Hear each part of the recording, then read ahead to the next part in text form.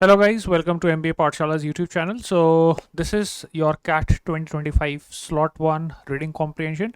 So let me first show you the passage before we solve it. So guys, this is the first slide. Second slide. First question. Second question. Third question. Fourth question.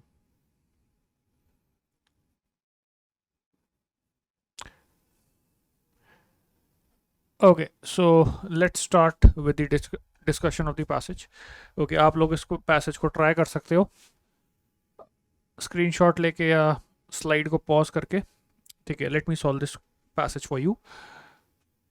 Okay, often the well intentioned music lover or the traditionally minded professional composer asks two basic questions when faced with the electronic music phenomena. Is this type of artistic creation music at all? Second, given that the product is accepted as music of a new type or order, is not such music inhuman? Question mark. So author says कि अक्सर ऐसा होता है कि जो intentional music lovers होते हैं और the traditionally minded professional composer.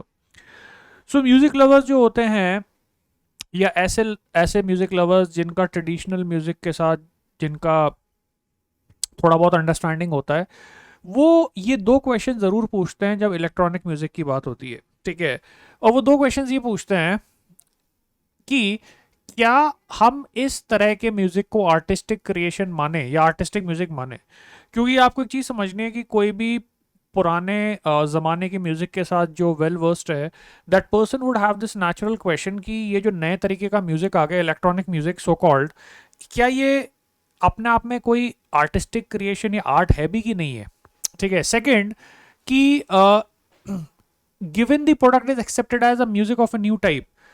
सो अगर मैं इसको न्यू टाइप का म्यूजिक मान भी लूँ तो क्या ऐसा तो नहीं ये म्यूजिक इनह्यूमन हो.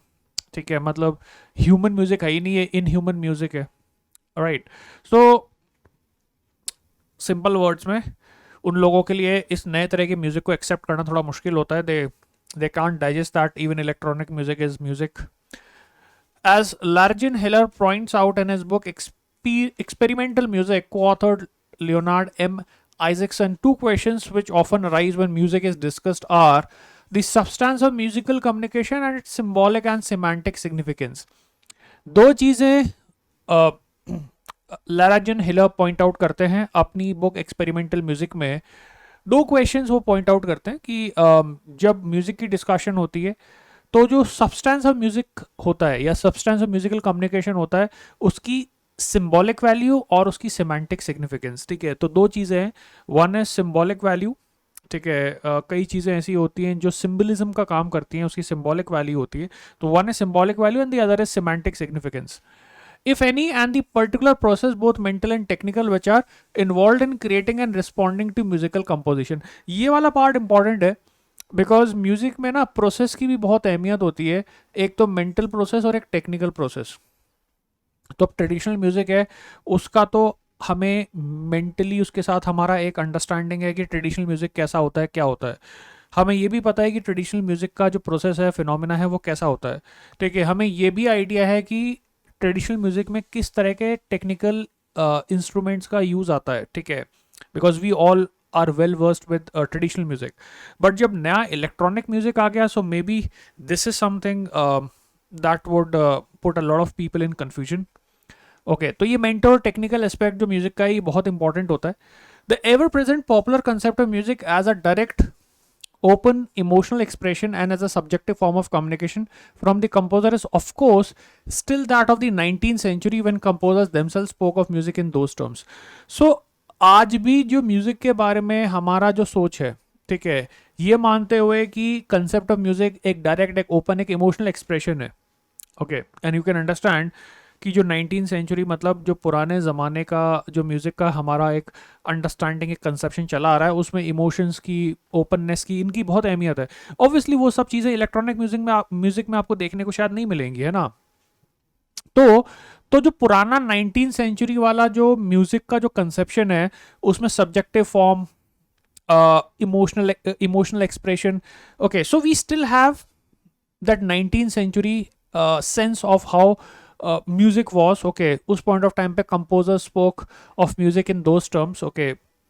So in short, the old understanding of music and how emotional or how direct the music used to be, okay. But since the third decade of our century, many composers have preferred more objective definitions of music. लेकिन अभी you prefer more objective definitions of music. One second. Okay.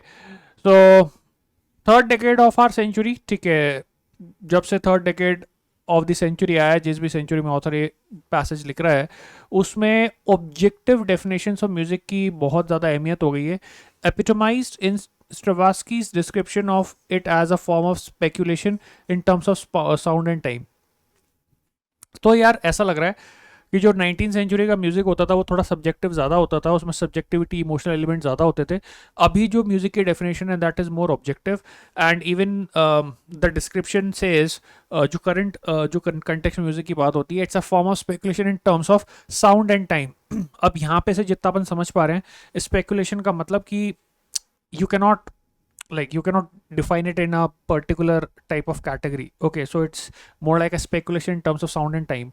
An acceptance of this more characteristic 20th century view of the art and musical composition will of course immediately bring the layman closer to an understanding of and sympathetic response to electronic music.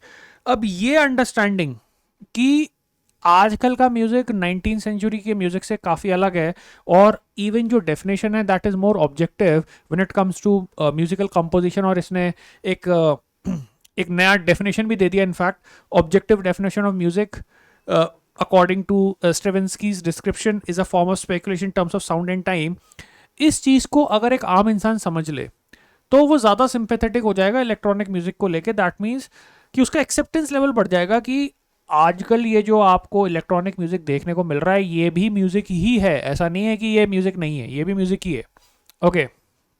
So he would be closer to the understanding of music, electronic music, if the form, sounds and approaches it uses will still be of foreign nature to him.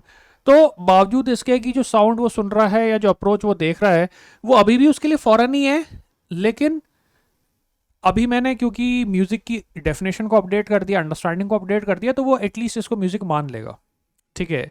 So you can understand कि जो main first paragraph में जो बात हो रही है वो ये हो रही है that a lot of times we have old conception of what music is which use to be more subjective, more artistic, more emotional, more open, okay, but now the current form of the music would require a total sort of 360-degree shift in our conception of music, okay. Even definition भी आपको music की objective करनी पड़ेगी, और जब आप उस चीज़ को एक्सेप्ट करोगे एज अ लेमैन तभी आप इलेक्ट्रॉनिक म्यूजिक के साथ सिंपैथेटिक हो पाओगे, कंफर्टेबल हो पाओगे, आप उसको एटलीस्ट म्यूजिक मान पाओगे.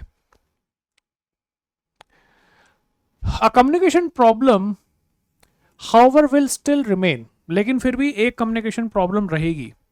The principal barrier that electronic music presents at large, सबसे बड़ा बैरियर जो इलेक्ट्रॉनिक म्यूजिक प्रेजेंट करता है in relation to communication process is that composers in this medium are employing a new language of forms where terms like densities, indefinite pitch, relations, dynamic serialization, permutation, etc. are substitutes or remote equivalents for the traditional concepts of harmony, melody, rhythm, etc. ये बहुत ही important statement है. देखो क्या होता था कि पुराने ज़माने में जो म्यूज़िक होता था ना, उस म्यूज़िक के जो एलिमेंट्स होते थे उनको कैप्चर करने के लिए जो टर्म्स यूज़ होते थे वो कैसे टर्म्स होते थे? Terms like harmony, melody, rhythm etcetera. And I think ये सारे टर्म्स हमारे सुने हुए हैं. अब इन टर्म्स की जगह नए टर्म्स आ रहे हैं जो इलेक्ट्रॉनिक म्यूजिक्स में यूज़ होते हैं. ऑथर के हिसाब से ये जो न्यू टर्म्स हैं ये पुराने वाले टर्म्स का काफ़ी हद तक इक्विवेलेंट है. मतलब किसी चीज़ को पुराने म्यूजिक में अगर एक्स बोलते तो यहाँ वाई बोलते हैं, इस तरीके से है ना. सो ये जो टर्म्स का चेंज होना है, ठीक है, यही सबसे बड़ा कम्युनिकेशन प्रॉब्लम है. आप समझ रहे हो? तो यहाँ पे ये बोल रहा है कि जो इलेक्ट्रॉनिक म्यूजिक है उसमें नए तरह के टर्म्स यूज होते हैं म्यूजिक को डिस्क्राइब करने के लिए, मतलब उसके जो एलिमेंट्स होते हैं। अब वो न्यू टर्म्स इलेक्ट्रॉनिक म्यूजिक में क्या क्या है, डेंसिटीज है, पिच है, इंडेफिनिट पिच रिलेशन है, डायनामिक सीरियलाइजेशन है, परम्यूटेशन है। अब जो पुराने म्यूजिक के जो जानकार हैं वो नए वाले टर्म्स को कनेक्ट ही नहीं कर पाते। ओके, जो जो पुराने टर्म्स थे वो ये सारे टर्म्स थे, harmony, melody, rhythm. Okay, when the new structural procedures of electronic music are at fully understood by the listener, the barriers between him and the work he faces will be removed।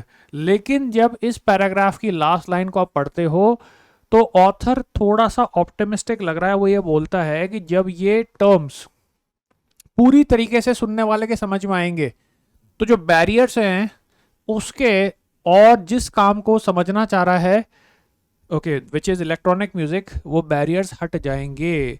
तो जिस दिन उसको समझ में आएगा कि in terms का meaning क्या है, इनका इम्प्लीकेशन क्या है, इनके इक्विवेलेंट पुराने वाले टर्म्स के साथ क्या कंटेक्स्ट है, क्या रिलेशन है, तो फिर वो बैरियर्स हट जाएंगे और वो समझ जाएगा कि इलेक्ट्रॉनिक म्यूजिक कैसा है।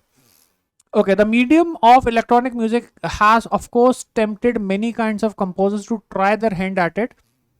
इलेक्ट्रॉनिक म्यूजिक का जो मीडियम है उसने टेम्प्ट किया है, अट्रैक्ट किया है कई तरह के कंपोजर्स को कि वो भी आके इलेक्ट्रॉनिक म्यूजिक पे अपना हाथ आजमा के देखें। Okay, but the serious minded composer approaches the world of electronic music with a more sophisticated and profound concept of creation। Okay, लेकिन ऑथर बोलता है लेकिन जो सीरियस माइंडेड कंपोजर है वो अप्रोच करता है इलेक्ट्रॉनिक म्यूजिक की दुनिया को with a more sophisticated and profound concept of creation, which means कि सीरियस माइंडेड लोग है ना इलेक्ट्रॉनिक म्यूजिक को क्रिएशन की नज़र से ज़्यादा अप्रोच करते हैं कि भाई कुछ चलो नया क्रिएट करते हैं, कुछ डिफरेंट क्रिएट करते हैं। ठीक है, तो उनकी नज़रों में क्रिएशन का कंसेप्ट इंपॉर्टेंट है कि यार let's create something different, let's create something new। Although he knows that he can reproduce and employ melodic rhythmic patterns and timbres of a traditional nature, he feels that it is in the exploration of sui generis languages and forms that the aesthetic magic of the new medium lies। अब देखो यहाँ पे जितना अपन समझ पा रहे हैं वो ये है कि जो म्यूजिकल कंपोजर्स हैं, ठीक है, उनको पता है कि पुराने वाले जो म्यूज़िक के जो एस्पेक्ट्स हैं उनको तो हम कभी भी रिप्रोड्यूस कर सकते हैं क्योंकि वो तो उनको आता ही है ना। ठीक है, चाहे वो मेलोडी हो या रिदमिक पैटर्न्स हो या टिम्बर्स हो, लेकिन वो ये सोचते हैं कि यार कुछ डिफरेंट करते हैं, कुछ अलग करते हैं, कुछ नया करते हैं, और इस सोच के साथ वो इलेक्ट्रॉनिक म्यूजिक को अप्रोच करते हैं because they want to create something different, they want to create something new. ठीक है, अब यहाँ पे ना आपको कैसे समझ में आ रहा है, तो यहाँ पे क्या लिखा है, exploration.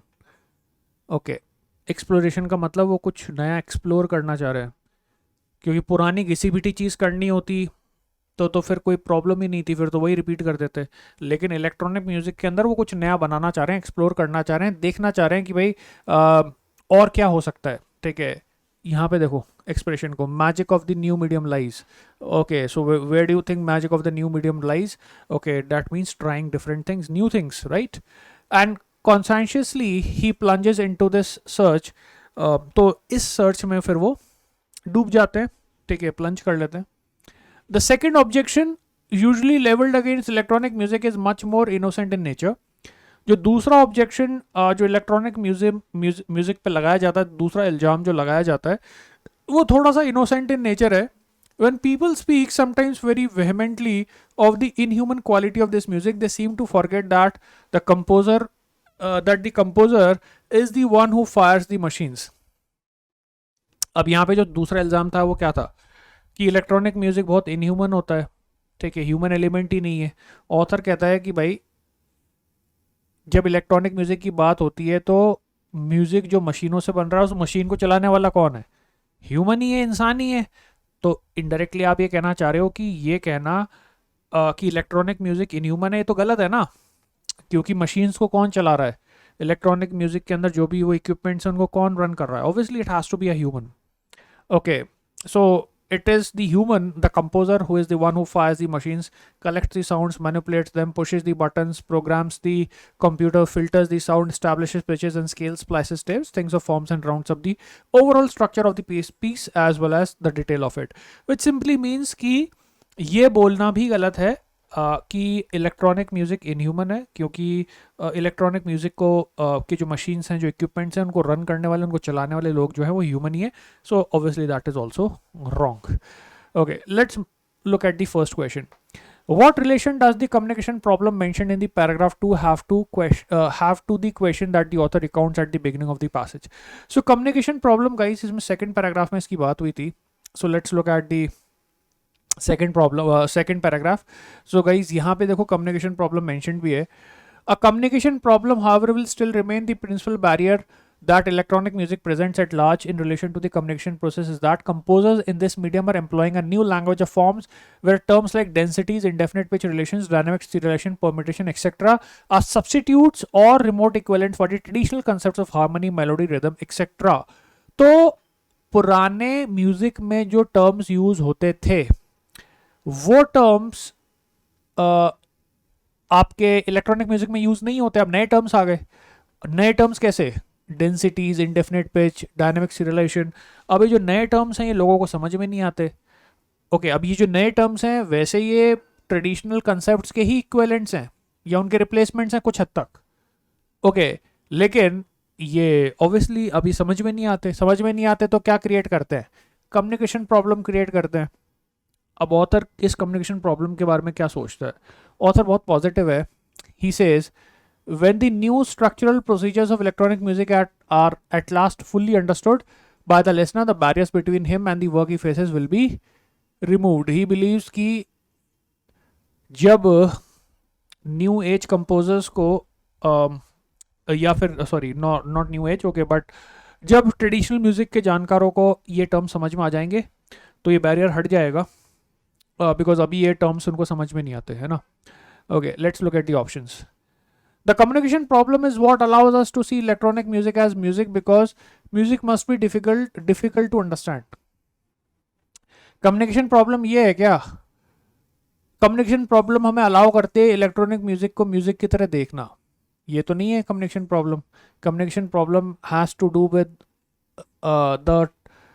the difference in the traditional terms versus the terms that we now use. Okay, तो ये तो नहीं हो सकता. Okay, unfamiliar forms and terms might get in the way of our seeing electronic music as music. Okay, ये सही है. Unfamiliar forms and terms might get in the way of seeing electronic music as music, but this can be overcome. ठीक है, तो ये positive sense में बात कर रहा है कि यार ये प्रॉब्लम ना ओवरकम हो सकती है. और अगर हम पैसेज के अंदर देखें तो पैसेज में भी author says that the barriers between him and the work would be removed. Okay, C पे आते हैं. None they are unrelated to one another forms part of different discussion. कोई कम्युनिकेशन प्रॉब्लम है ही नहीं. ये अनरिलेटेड है to one another and forms part of different discussion. कौन सा डिफरेंट डिस्कशन? क्या प्रॉब्लम है ही नहीं. Obviously this is wrong. Its unfamiliar language of forms and novel terms mean that we cannot see electronic music as music since it does not employ traditional musical concepts. Okay. Its unfamiliar language of forms and the novel terms mean that we cannot see electronic music as music since it does not employ traditional musical concepts. Now it is true कि जो unfamiliar terms हैं वो हमें electronic music के साथ comfort level लाने में दिक्कत करते हैं. लेकिन कम्युनिकेशन प्रॉब्लम के कंटेक्स्ट में जब ऑथर ने जब बात बोली तो उसने ये भी बोला कि ये जो अनफेमिलैरिटी है with the forms with the terms is something that you can easily overcome. Okay, with the time it will be overcome. So B option is a much better choice. Okay, it talks about the idea that it can be overcome. Second पे चलते हैं. From the context in which it displays, the phrase sui generis in paragraph 3 suggests which one of the following. Okay, now even if you don't know this phrase, okay, you can simply calculate the meaning by looking at the context. Okay, so this is a pretty easy question if you go by elimination. So elimination से करते हैं. देखो यार यहाँ पे ना अब passage में आपको दिखाता हूँ कि कहाँ पे आया है. So look at this, guys. Although he knows that he can reproduce and employ melodic rhythmic patterns and timbres of a traditional nature, composer को पता है कि वो पुराने ट्रेडिशनल नेचर के जो म्यूजिक के एस्पेक्ट्स हैं, एलिमेंट्स हैं, उनको रिप्रोड्यूस कर सकता है. Okay, लेकिन he feels that it is in the exploration of sui generis languages and forms that the aesthetic magic of new medium lies. That means कि वो किसी स्पेसिफिक नई चीज़ को एक्सप्लोर करना चाह रहा है. पुराने घिसे पिटी चीज़ को तो एक्सप्लोर करेगा नहीं, क्योंकि उसने तो खुद ही मेंशन कर दिया कि ही नोज कि he can always go and repeat whatever traditional forms of music were, but he wants to experiment with something new. Okay, अब ये अगर ऐसा है तो एलिमिनेशन स्टार्ट करते हैं. Okay, it cannot be indescribable. Indescribable is something that you cannot even define. Obviously it cannot be generic. Generic का मतलब होता है something that is very very common, very very repetitive, very very traditional. कोई भी चीज़ जो generic है वो कभी भी नोवल नहीं हो सकती. In fact anything that is novel, okay, is the antonym for generic. So generic and novel are two different things. वहाँ पे वो नई चीज़ को ट्राई करना चाह रहा है, तो ये हो नहीं सकता. अनएस्थेटिक का मतलब something that is not beautiful. Okay, now this is illogical. Why would you want to make something that is not even beautiful? Okay, unesthetic. Does not make sense. When you want to do something unique, unique के साथ या novel के साथ जो सबसे close word यहाँ पे जाता है वो particular जाता है. क्योंकि अगर मैं इस phrase का meaning अपने हिसाब से प्लेस करूं तो the very first thing that would come to my mind is that he wants to experiment with something unique, he wants to experiment with something novel. तो यूनिक या नॉवल के लिए जो सबसे क्लोजेस्ट वर्ड यहाँ पे मैच होगा वो आपका होगा पर्टिकुलर.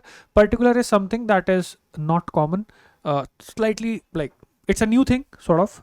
ओके, और रिपीटेटिव नहीं है, कॉमन नहीं है. ठीक है, तो answer is A option.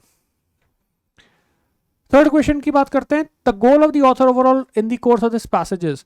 Now this is based on the entire passage. तो मेरे को पता है कि यहाँ पे ऑथर इलेक्ट्रॉनिक म्यूजिक को आम लोगों तक पहुँचाने की बात कर रहा है, और जो लोग उस पर इल्ज़ाम लगाते हैं कि इनह्यूमन है या it's not even music at all, वो जो इल्ज़ाम है उनको वो एड्रेस कर रहा है कि इनह्यूमन क्यों नहीं है, how people would become comfortable with electronic music, it's just a different type of thing. Okay, so A option is looking very compelling. बाकियों को भी देखते हैं. Differentiate between electronic music and other forms of music. दो forms of music के बीच में difference नहीं आ रहा. Electronic music ही music है, इस चीज़ को साबित करने की कोशिश चल रही है कि electronic music is also a type of music and gradually will become comfortable with it. Okay, so obviously differentiate with other forms of music ये गलत है. कोई अदर फॉर्म ऑफ म्यूजिक के साथ डिफरेंस नहीं किया जा रहा. Defend the serious minded composer from Lejaren Hill and Stravinsky. Serious minded composers को कहाँ डिफेंड कर रहा है? Differentiate the modern composers from the 19th century composer. This passage is not about differences क्या है कि 19th सेंचुरी का composer और मॉडर्न कंपोजर के बीच में क्या क्या डिफरेंसेस हैं, क्या क्या अंतर है. नहीं, obviously this is not right. Okay, so very easily I can say that the answer is A option. Okay, seventh question. The mention of Stravinsky's description of music in the first paragraph does all of the following except. Okay, so first paragraph में एक option को छोड़ के बाकी सारी चीज़ें वो करता है. Help us determine which sounds are musical and which are not. Complicate our notion of what is communicated through music. Allow us to classify electronic music. Allow us to classify electronic music as music. Respond to and expand upon earlier understanding of music. ठीक है, सो यहाँ पे एक option है जो accept के अंदर आएगा.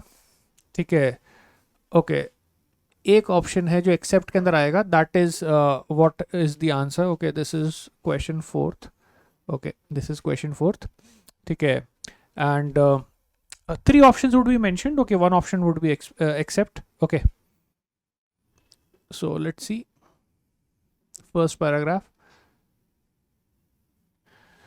Often the well-intentioned music lover or the traditionally minded professional composer asks two basic questions when faced with electronic music phenomena. One, is this type of artistic creation music at all?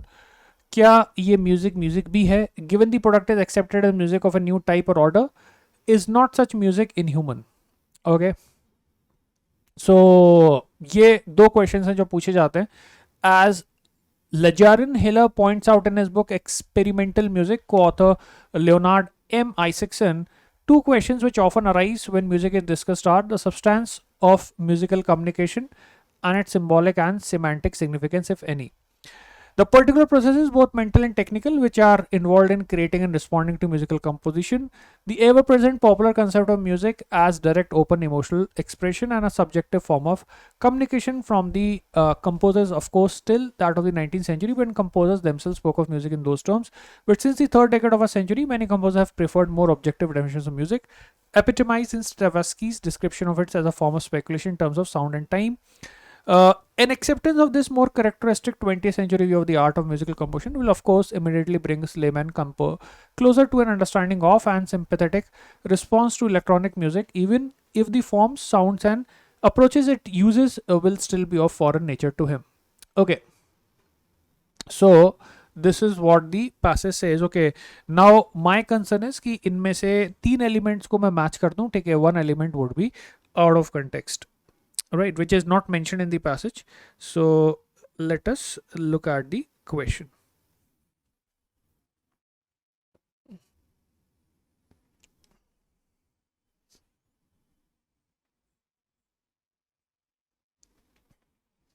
Okay, so the options are help us determine which sounds are musical and which are not. ठीक है, okay, यहाँ पे, अच्छा यहाँ पे ना A option में बोल रहा है कि help us determine which sounds are musical and which are not. देखो ये गड़बड़ हो रही है. देखो कौन सी साउंड को मैं म्यूजिकल बोलूंगा और कौन सी साउंड को मैं म्यूजिकल नहीं बोलूंगा, इसका मतलब ये हुआ कि म्यूजिक किसको कहा जाता है, इस चीज को मैं डिफाइन करने की कोशिश कर रहा हूं. मैं एक एग्जांपल देता हूं, जैसे बर्ड की साउंड है ना, ठीक है, तो बर्ड साउंड क्रिएट कर रही है, पीकॉक साउंड क्रिएट कर रहा है, तो क्या मैं बर्ड की साउंड को म्यूजिक बोलूं या नहीं बोलूं, ठीक है. या फिर बहुत सारी ऐसी चीजें होती हैं, जैसे पानी की आवाज है, अब पानी की आवाज को क्या मैं म्यूजिक बोलूं या नहीं बोलूं, ठीक है. किस आवाज को मैं म्यूजिक की कैटेगरी में डालूं, किस आवाज को मैं म्यूजिक की कैटेगरी में नहीं डालूं, इस चीज के ऊपर डिस्कशन मेरे पैसेज में नहीं हुआ. You have to understand something. हम लोग यहाँ पे इस चीज को डिस्कस नहीं कर रहे थे कि कौन सी साउंड को म्यूजिकल की कैटेगरी में डाला जा सकता है और किस साउंड को म्यूजिक की कैटेगरी में नहीं डालना चाहिए. ओके, तो this is one option that could be the answer. Complicate our notion of what is communicated through music. Allow us to classify electronic music as music. Yes. Respond to and expand upon earlier understanding of music, which is true, क्योंकि electronic music is an expansion of what our initial understanding of music were. Okay, अब देखो B, C और D जो है ना, ये आपके passage में mentioned है डायरेक्टली और इनडायरेक्टली दोनों तरीके से. जैसे B ऑप्शन कह रहा है complicate our notion of what is communicated through music. इसका पता है देखो मीनिंग क्या हुआ. पहले जो हमारी एक अंडरस्टैंडिंग थी म्यूजिक को लेके, ठीक है, उसको हम लोगों ने थोड़ा सा यहाँ पे कॉम्प्लिकेट कर दिया. बिकॉज पहले जो हम म्यूजिक को सोचते थे कि ये सारी चीज़ें म्यूजिक होती हैं, उसमें इलेक्ट्रॉनिक म्यूजिक का भी एलिमेंट अभी आ गया है, ठीक है. सो इलेक्ट्रॉनिक म्यूजिक को ऑथर यहाँ जस्टिफाई करने की कोशिश कर रहा है कि दिस इज ऑल्सो और this should also be classified as music. So yes, there has been some level of complication as to what is communicated through music, और इसकी उसने बात भी की है, ठीक है. यहाँ पे ऑथर ने एक आर्ग्यूमेंट रखा है कि इलेक्ट्रॉनिक म्यूजिक को भी म्यूजिक की कैटेगरी में डाला जाए, तो इसमें तो कोई शक ही नहीं है. Respond to and expand upon earlier understanding of music, ये बताइए ये क्यों सही है. क्योंकि ना अभी इसको ऐसे सोचो कि जैसे पुराने वाले म्यूजिक में ना इलेक्ट्रॉनिक म्यूजिक क्लासीफाई नहीं होता था, मतलब वो नहीं आता था, लेकिन अभी ना इन्होंने एक्सपैंड कर दिया, तो इसका मतलब कि म्यूजिक के अंदर अब इलेक्ट्रॉनिक म्यूजिक को भी इंक्लूड कर दिया गया है, या एटलीस्ट ऑथर तो मानता है कि इंक्लूड कर देना चाहिए, ठीक है. तो respond to and expand upon the earlier understanding of music is this. इसकी अगर मैं आपको एक एनालॉजी दूं, तो जैसे लेट अस से जैसे साइंस है. अब साइंस में अगर मैं ये कहूँ कि भाई एक पॉइंट ऑफ टाइम पे कॉन्शियसनेस की अंडरस्टैंडिंग को हम लोग साइंस में नहीं मानते थे, हम उसको मेटाफिजिक्स का पार्ट मानते थे, लेकिन अब कॉन्शियसनेस को समझना भी साइंस कहलाती है. तो मैंने साइंस की डेफिनेशन को एक्सपैंड कर दिया ना, because a lot of concepts that were not previously counted as a part of scientific understanding are now a part of it. Make sense. तो ये कुछ वैसा ही है कि भाई जो हमारी प्रीवियस अंडरस्टैंडिंग थी म्यूजिक की, उसको हमने एक्सपैंड किया ना, उसमें एक नई चीज़ आ गई, एक नया एलिमेंट आ गया, इलेक्ट्रॉनिक म्यूजिक. तो बी सी और डी को तो मान सकते हैं, एक ऑप्शन है जिसको आप नहीं मान सकते, वो ये है ए ऑप्शन की किस साउंड को मैं म्यूजिक बोलूं और किस साउंड को मैं म्यूजिक ना बोलूं, क्योंकि पैसेज में साउंड और साउंड के music and non music classification पे डिस्कशन हमारा गया ही नहीं, ठीक है। So yes, the answer is A option. Okay, so guys, do check out the OMAT preparation batch. So these are going to be the teachers. So अगर आप OMAT का plan कर रहे हो, NMAT देने वाले हो, SNAP देने वाले हो, CMAT, MHCT या CUET, so for you people, this is the batch that you can consider. 20th May से start हो रहा है batch, ठीक है। These are the prices and these are the faculties. You can see a lot of things are included. 500 hours of interactive learning, आपके live sessions, मतलब 10 full length tests हैं, 50 mini tests हैं, ठीक है। Physical booklets आपको मिलेंगी and you have strategy sessions also along with everything. Okay, so this is the batch for all the OMATs aspirants, and then obviously the Zenith batch. Okay, CAT के जितने भी aspirants हैं guys. Okay, so this is the latest batch that we have. So ये आप batch consider कर सकते हो. You already know the teachers that you can see on the screen. These teachers are going to teach you. Live sessions आपके included हैं, ठीक है। 150 topic tests, practice sheets आपके included हैं। Okay, 25 full length mocks included हैं, 30 sectional tests हैं, ठीक है। Booster courses are included. 1-to-1 mentorship for the legend batch is there. Physical booklets आपको घर पे मिलेगी और GDPI VAT profile building sessions included हैं। Okay, so you can call on the office numbers because 3 आपके पास वेरिएंट्स हैं, ठीक है। सो सारे वेरिएंट्स के अंदर जो डिफरेंसेस हैं उनको अंडरस्टैंड करने के लिए you can call on the office numbers also. Okay, so yeah that's it. So do like the session guys and leave your comment whatever you felt about the session. अगर मज़ा आया तो आप comment अपना जो भी आपका feedback है आप वहाँ पे दे सकते हो, ठीक है। And I am going to see you in the next session. That's it for today, bye bye.